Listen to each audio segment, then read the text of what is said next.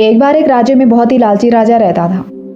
उसके पास बहुत सारा धन होने के बावजूद भी उसकी नज़र अपनी प्रजा की जमीनों पर थी। एक दिन उस राजा के महल के बाहर मंदिर में एक बहुत ही चमत्कारी साधु आया था। उस राज्य के लोगों का मानना था कि उस साधु के दर्शन मात्र से ही किसी भी व्यक्ति की इच्छा पूरी हो जाती है। एक दिन उस लालची राजा को इस बात का पता चला तो वो तुरंत ही उस मंदिर में जाकर उस साधु से मिला। राजा ने साधु को चालाकी से पूछा कि महाराज, आप यहाँ क्यों ठहरे हैं? आपको इस जगह पर कष्ट हो रहा होगा। आप मेरे महल में ठहर जाइए, वहाँ आपको सारी सुख सुविधाएं मिलेंगी।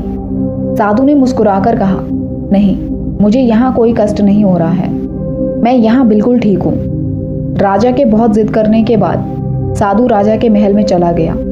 राजा मन में ही खुश हो रहा था कि अब मेरी सारी इच्छाएं पूरी होंगी। साधु ने महल में जाने के बाद राजा से कहा कि राजन, क्या आप मुझे अपनी तिजोरी दिखा सकते हैं? राजा ने तिजोरी दिखाई। उसमें बहुत सारे आभूषण और पैसे थे।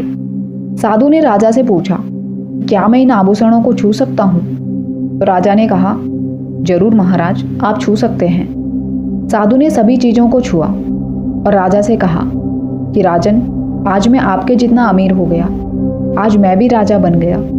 मैंने आपके धन को भी देख लिया और छू भी लिया।